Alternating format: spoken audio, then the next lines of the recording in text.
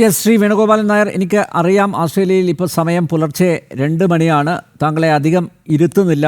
നോക്കൂ, വലിയൊരു വിപത്താണ്, മഹാവിപത്ത് ആണ് ഇത്. ഭീകരവാദം അത് ആസ്ട്രേലിയയിലും അത് പിടിമുറുക്കിയിരിക്കുന്നു എന്നുള്ളതാണ്. ജനങ്ങൾ ആശങ്കയിലാണ്, ആകുലതയിലാണ്. ഇതിന് ഭരണകൂടം പരിഹാരം കാണുമെന്ന് തന്നെ പ്രതീക്ഷിക്കാം, അല്ലേ? മറ്റൊരു കാര്യം, കൃത്യമായിട്ടുള്ള വിലയിരുത്തലാണ് ഇന്ന് അവിടുത്തെ മാധ്യമങ്ങളുടെ ഭാഗത്തു നിന്നുണ്ടായിരിക്കുന്നത്.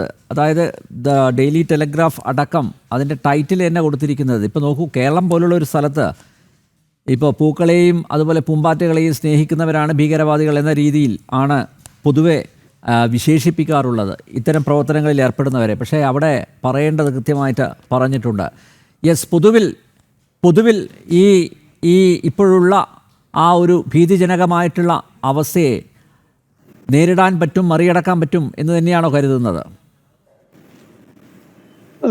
തീർച്ചയായിട്ടും സാർ, തീർച്ചയായിട്ടും ഓസ്ട്രേലിയ നമുക്ക് ഇന്ത്യയായിട്ട് അങ്ങനെ കമ്പയർ ചെയ്യാൻ പറ്റുന്ന ഒരു രാജ്യമല്ല.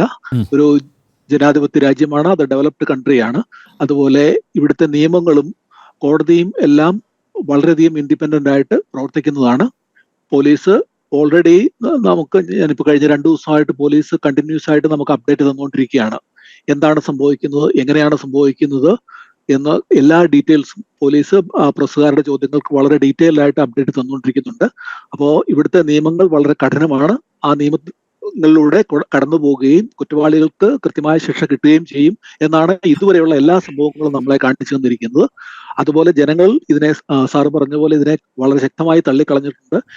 ഇവിടെയുള്ള എല്ലാ അസോസിയേഷനുകളിലും അതുപോലെ എല്ലാ കമ്മ്യൂണിറ്റികളും ഇതിനെതിരെ ശക്തമായിട്ട് രംഗത്ത് വന്നിട്ടുണ്ട്. നമ്മളത് കാണുന്നുണ്ട്. അതുപോലെ ഹിന്ദുക്കളും അതുപോലെ സിഖുകാരും മറ്റുള്ള ഇന്ത്യൻ കമ്മ്യൂണിറ്റികളും എല്ലാം ഇതിനെതിരെ ശക്തമായിട്ട് രംഗത്ത് വന്നിട്ടുണ്ട്. ഇവിടുത്തെ ഭരണാധികാരികൾ അതിനെതിരെ ശക്തമായ നടപടി എടുക്കുന്നുണ്ട്. അതുപോലെ പ്രതിപക്ഷ നേതാവ്, പ്രധാനമന്ത്രി തുടങ്ങിയ ആൾക്കാർ ഇപ്പോൾ അങ്ങോട്ടും ഇങ്ങോട്ടും കുറ്റപ്പെടുത്തുന്നതിന് പകരം ജൂതന്മാർക്ക് എന്താണ് ആവശ്യം എന്നറിഞ്ഞ് ചെയ്യുന്നുണ്ട്. അതുപോലെ ഇതിൽ ആൾക്കാരെ രക്ഷപ്പെടുത്തി മറ്റൊരു മുസ്ലിമാണ് എന്ന് എല്ലാവരും മനസ്സിലാക്കുന്നുണ്ട്. ഇത് അതായത് തെറ്റുകാരെ തെറ്റുകാരായിട്ട് കാണാനും നല്ലവരെ നല്ലവരായിട്ട് കാണാനും ഇവിടുത്തെ ആൾക്കാരും നിയമവും അതിന് ചെയ്യും എന്നാണ് നമുക്ക് മനസ്സിലാവുന്നത്. ഇതുവരെയുള്ള എക്സ്പീരിയൻസ് നമുക്ക് അങ്ങനെ തന്നെയാണ്. പിന്നെ അതിശക്തമായ ഒരു പോലീസ് ഫോഴ്സ് ഉണ്ട്. വളരെ ക്ലിയറായ നല്ല രീതിയിലുള്ള അന്വേഷണം മുന്നോട്ട് പോകും. അതിൽ മറ്റൊരു തരത്തിലുള്ള ഇടപെടലുകളും ഉണ്ടാകാറില്ല സാധാരണ ഒരു ഇവിടെയൊക്കെ. അതുകൊണ്ട് തന്നെ നീതിപൂർവ്വം കാര്യങ്ങൾ നടക്കും. ഇതിന്റെ അറ്റം കണ്ടുപിടിക്കും. എവിടുന്നാണ് ഇത് വന്നത്, ആരാണ് ഇതിന് പിന്നിൽ പ്രവർത്തിച്ചത്, എന്തുകൊണ്ടാണ് ഇത് ഈ ദിവസം തെരഞ്ഞെടുത്തത്, ഈ സ്ഥലം തെരഞ്ഞെടുത്തത്, ഇതിന് പുറകിൽ വേറെ ആരൊക്കെയുണ്ട്, ഇങ്ങനെയുള്ള കുറേയേറെ ചോദ്യങ്ങൾ ഇപ്പോൾ ഓൾറെഡി പത്രക്കാരും ബാക്കിയുള്ള പൊതുജനവും ചോദിച്ചു കഴിഞ്ഞു. അതിനെല്ലാം ഉത്തരം തീർച്ചയായിട്ടും പോലീസ് കണ്ടുപിടിച്ചേ മതിയാവും. ഇനി എന്ന് മാത്രമല്ല, ഇവിടുത്തെ ഗൺ ലോ മാറ്റാനുള്ള തീരുമാനങ്ങൾ ഓൾറെഡി ഇന്ന് ഉച്ചകഴിഞ്ഞ് പ്രധാനമന്ത്രി പ്രഖ്യാപിച്ചു കഴിഞ്ഞു. എങ്ങനെയാണ് ഒരാളുടെ കയ്യിൽ 6 ഗണ്ണിന് ലൈസൻസ് കിട്ടിയതെന്ന് വളരെ വലിയൊരു ചോദ്യം വന്നിട്ടുണ്ടായിരുന്നു. ഇതിനു മുമ്പ് 1996 എൻ്റെ ഒരു ഓർമ്മ. ഇവിടെ വലിയൊരു ആക്രമണം നടന്ന് 10-40 പേര് മരിച്ച് അതോടുകൂടി ഗൺ ലോ മാറ്റുകയുണ്ടായി. വീണ്ടും ഗൺ ലോയിൽ മാറ്റം വരാനുള്ള ചാൻസ് പ്രധാനമന്ത്രി പ്രഖ്യാപിച്ചു കഴിഞ്ഞു. അപ്പോൾ വലിയ മാറ്റങ്ങൾ, അതുപോലെ ആൾക്കാരെ കാണുന്നത് ഇതെന്തുകൊണ്ട് തടയാൻ പറ്റിയില്ല എന്നുള്ള അടുത്തൊരു ചോദ്യം നിൽക്കുന്നുണ്ട്. അപ്പൊ അതിനും കൂടുതലായി ഉത്തരങ്ങൾ ഉടനെ തന്നെ. ശ്രീ വേണുഗോപാലൻ നായർ, ഇപ്പോൾ നോക്കൂ, മലയാളികളടക്കം ഇന്ത്യക്കാർ ഇപ്പോൾ കൂടുതലായിട്ട് ആസ്ട്രേലിയയാണ് ആശ്രയിക്കുന്നത്. കാരണം തൊഴിലവസരങ്ങൾക്കായി അങ്ങോട്ടേക്കാണ് വന്നിറങ്ങുന്നത്. എന്തുകൊണ്ടാണ് എന്ന് ചോദിച്ചു കഴിഞ്ഞാൽ പൊതുവെ വളരെ സമാധാനപരമായിട്ടുള്ള ഒരു അന്തരീക്ഷമാണ് അവിടെയുള്ളത്.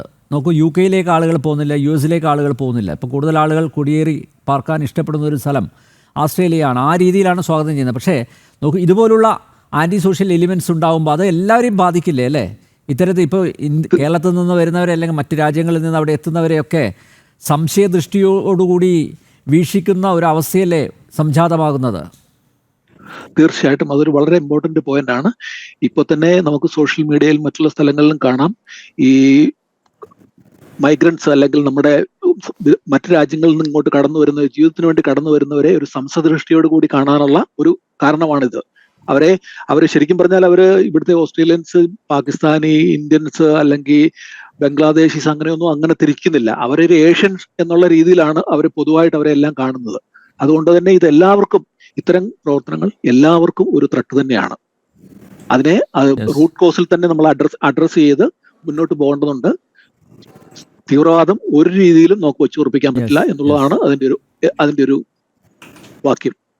ഓക്കെ, ശ്രീ വേണുഗോപാലൻ നായർ, താങ്കൾ ഇനി ഇരിക്കേണ്ട. എനിക്കറിയാം ഇത്രയും സമയം സഹകരിച്ചതിന് വളരെയധികം നന്ദി.